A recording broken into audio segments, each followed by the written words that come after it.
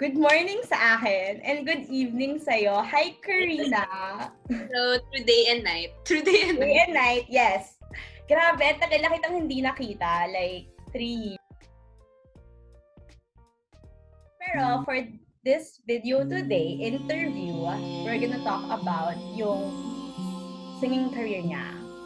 Her new... Career. Ginagawa ka na ng career ngayon. So, who is she? Ang bonus track ng kanyang album.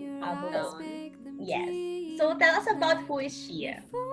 Well, yung initial album that I put out is called Lockdown 2020 and it has 8 tracks. But yung bonus track actually, it's a very short song kasi yun nga, it's called Who Is She? So I actually got inspired writing that song because I saw a video by Yoga with Adrian. So she's known in the yoga community giving out free YouTube videos to guide people in their yoga practice. So one of the prominent lines that I got from the video was that she said na, what's the point of looking good if you still don't know who you are and you still don't love what you see? I feel like that's such a powerful message, especially if you're someone dealing with body image issues and all that. And yun, I just feel like during this quarantine then, a lot of us are at home and I don't know, yung mirrors din sa bahay, pag nakikita mo, nadadaanan mo, parang mapapaganyan ka sa belly mo, papaisip ka, tas kakain ka kasi stress ka. So, there's a tendency to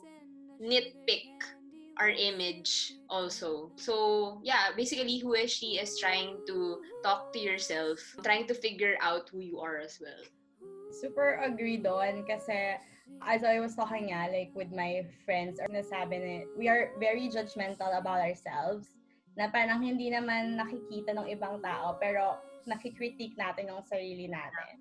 I wanted to add din siguro is, di ba lately nag-release si Taylor Swift ng album? Nakita ko yung movie niya pero hindi ko natatapos. What's nice about the movie was she tackled also about her struggle with body image issues. Like, there was a point in her life na sobrang she wasn't eating right anymore. Like, she was literally starving herself because she has that need to be super thin or alam mo yun, you have to fit into a certain image or idea of what people think is beautiful. But then, people will always find something na mali sa'yo. So, parang ang hirap. I really liked what she said na, okay, so pumayat ka. And then, biglang makahanap naman sila ng ibang parts sa'yo na hindi pa rin enough. So, it's just an on and off battle with yourself.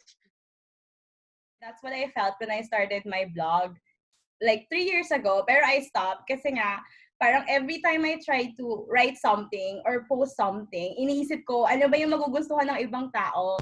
When in fact, yung main purpose on was for my self-realization, tapos for creativity, and it's just to have fun. But then, like you said, people will find something about you. Self-critical lang nga tayo sa sarili natin. Tapos yung iba magiging judgmental pa. Parang hindi na win-win. Kaya nag-isolate ako, kumbaga. Ano ba yung tawag doon? Nag-incubate ako for 3 years. Since marami rin nangyari sa buhay ko, #AMPM na tayo ang distance natin in life. But anyway, I am so glad kasi nagsistart kang mag-create instead na mag-consume. Wow. Like, wow, Please expound. Oh, well, you're sharing something to the world instead. I mean, there's nothing wrong with watching TV. Kasi ngayon, nanonood na ako ng TV. Then, I realized it's better na dina-harness natin yung skills natin. Tapos, may binibigay tayo sa mundo. I mean, not everyone's creative. Pero, if you have the opportunity to do so, and which is what you're doing, I think it's a wonderful thing. Plus, for me, it's a self-journey. What can you say for yourself? Actually, to be honest nga, parang I don't know if it's one of my coping mechanisms right now during this quarantine. Yung this need to be productive or like always creating. But then kasi sabi ng mom ko, ever since bata ko, parang laging kailangan may ginagawa daw ako. As in, kaya hindi ako natutulog, kaya late ko, ganyan. So parang, kailangan laging may ginagawa. So, laging agit. This time is also, what we also say kunwari in yoga is, don't be pressured so much in terms of trying to be so productive, especially now. Because, yun nga, we all have our own timelines din. And, syempre, parang we're in a crisis din eh. So, parang putting that extra pressure on yourself din to always perform, I guess, is added stress. Yun, ikaw ba? Ganun ka right now? I know you, Judel, you're very go, go, go, todo na to. Sobra talaga, todo totoo. Actually, yung incubation period ko, nung pumunta ako dito sa States, I think I was here 2017 ba? 3 years and sobrang nag-isolate ako sa social media and it made me talk more to myself. Pero of course, hard yun in the beginning kasi ang dami nangyayari. Ano ba yan? And I realized, nung towards, I think early this year, parang control na kung ano nangyayari sa buhay ko. Instead of being aware of ano ba yung life na gusto kong i-create. Tapos, parang your plan, paano ba? Parang may laid out blueprint ka of your life ever since. And then now you're just trying to go with the flow. Yes. Although, syempre, priority mo yung kailangan ko makakuha ng trabaho, kailangan mo bayaran yung bills mo, which is fine. So, nagawa mo na yun. But then at the same time, parang, ito lang ba yung gusto kong gawin? Like, a routinary basis. So, nung nag-look over ako sa sarili ko na, okay, I started talking to myself. I think it's parang therapeutic din siya for me. I'm being aware of ano yung mga nangyari na sa buhay mo, what can you learn from it. It helped me realize na yung blog ko na kine-create ko before, I thinking about what other people say. Parang sabi ko, ay gusto ko to uli gawin, pero nagpo-push-pull na na-delay yung procrastination ko. Nagpo-procrastinate ako parate kasi baka hindi maganda, baka hindi nila gusto, ay ma-judge na naman ako. Ang daming iniisip, question marks sa ibang tao, pero yung sa akin, ano ba yung gusto kong ilabas, right? That's true. Di ba nga may quote na so many dreams have died because they always considered other people would think or something like that. I forgot the exact line. Pero that's true. I mean, I feel like it's a natural thing naman for us humans to seek a little bit of validation also from other people. But if you base your happiness on that, it's not so much of a solid foundation set up for failure din and you're not going to end up really happy. Kasi hindi mo naman makontrol kung ano yung sabihin ng mga tao sa'yo. So, wala, di ba? Oo. Bali, you're creating to prove people something instead of for yourself. Well, it depends then in the beginning. What is your purpose? Diba? Kung ano yung ginagawa mo. And I think that's the main question to ask the creators or creative people.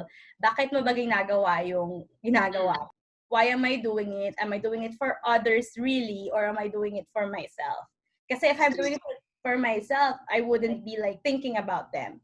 Well, I don't think it's bad to do it for others if the motivation is to share something good. Pero there's a thin line naman between worrying too much about what negative things they're saying. And that comes down to, inaalam mo na lang, what are you okay with? Knowing the purpose of the video, and it's okay if people say something bad. It's your self-journey as long as you're learning from it and you're doing good to the world or the planet. I think yun na yung center or yung core mo. And I feel like it's a self-care practice then. I agree. I feel like you need to also be able to separate how other people define you, like how they call you such things, and how you see yourself also. Kasi parang you can easily get lost kasi in what other people say, and then psychologically, parang ikaw, oo, ganun nga ako. Pero technically, hindi naman. Parang binabox ka nila in a certain way. So, yun. You can get lost, or you can lose yourself in the process if you focus, I guess, so much on what other people think or say. And especially now, yun, parang easily, when someone has a fault, especially nga online, parang wala, sobrang bash lahat. Mababash ka lahat, and parang ikaw, if nabasa mo yun, oh my God, ito lahat tingin nila sa akin, ganyan. Tapos canceled ka na, yung ganun. Parang parang yun yung dadating din na you're gonna start beating yourself up kasi, ay, totoo ba? Ganito ba talaga ako? Tapos nagkakaroon ka na ng conversation sa sarili mo na nagda-doubt ka na rin of who you are. Which I think is sad siya kasi if yung ginawa mo naman is not what you intended, yung outcome, hindi yun yung inintend mo. Tapos lahat, wala na, away ka na. Yeah. So, I guess for you now, ano yung coping skills mo if with this online media thing that's happening? Ano yung masasuggest mo to our watchers? Oh, wow. Coping mechanism, you mean? Parang right now. Okay, so I can't dictate what others should do because we have our own ways of coping. We tackled this also in our podcast, Grit and Ground, with Rachel Bonifacio. We delved into the topic of holding space. So yeah, coping mechanisms, and then there are good coping ways, and then there are bad coping ways. For me personally, what I've been doing, as I mentioned a while ago, is more of keeping myself productive in different ways. So first one is creating music. It's really been an outlet ever since I was in LM high school. Second would be I got into contemporary dancing. I don't know, I just put on a very powerful song and then vibing out. Yun. And then, of course, yoga keeps me sane. Actually mix different types of movements, yoga, animal flow, a bit of hit. Yeah, and then I run also. So keep the endorphins, Running. there. Yeah. Yeah. And good food, great company with the family, and the boy. And the boy. Yes. Super. Baka magtampo pag dito mention. Oh, wow! Oo nga, very important factor yon. Pero yeah, I agree. I think yung most na mention mo is for you being mindful. Like, kailangan mo yung mindfulness para magawa yung activities na ginagawa mo. Nagiging growing, na siya, trend, yung mindfulness now, which is good kasi I found myself like a motor before talaga. Gawa ng gawa, pero hindi mo naman alam. But then when you start feeling yung present, kung baka nga, sabi nila, mas na-enjoy mo yung moment at the same time, therapeutic siya sa sarili mo. And so, that's a very good thing. Although I admit sometimes, ang hirap magpapunta dun sa mindfulness moment na yon, lalo na kung yung utak mo nga tumatakbo. Totoo. Okay, to be honest, I'm not very consistent in terms of, paano ba? Kasi yun nga, yung personality ko is, I have to always create, parang ganun. So, lalo na kunwari sa music, pag meron akong idea kasi sa music, yun yung times or nights na hindi talaga ako makatulog agad kasi I have to get into it. Alam mo yun? So, yun yung mga times na pag-active nga yung mind natin. Parang we just have to finish something and we're on the go kasi we're focused on finishing something. Better focusing. So, yeah, yun. Ikaw ba? What are your coping mechanisms? And I'd love to know. Oh, wow. Same din, pero hindi ako sumasayaw, sadly.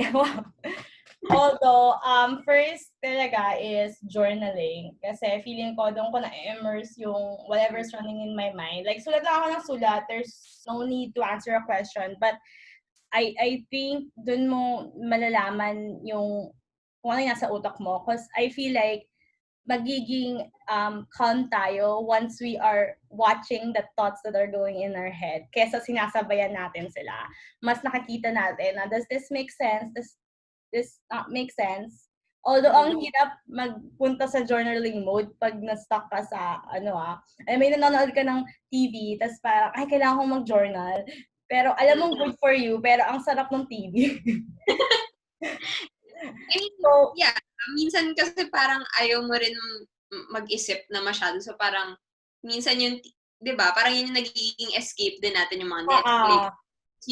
We usually pick din yung mga comedy films because, parang feel good lang. You just need that. And I feel like that's fine. Actually, proud niya ako sa sarili ko na nanonood akong TV ngayon. Kasi dati talaga, hindi ako nanonood with a boyfriend ko. Parang sabi niya, wow, you're relaxing. What a miracle. Wow. Sabihin, sobrang legit ka pala as a Oo, person. sobrang parating nag-aaral, parating may online classes. So yeah, nature talaga, parks, ganyan. Tapos, workout. Being with the birds. With your what? Being with the birds. Yung birds ng boyfriend ko. Meron kayo?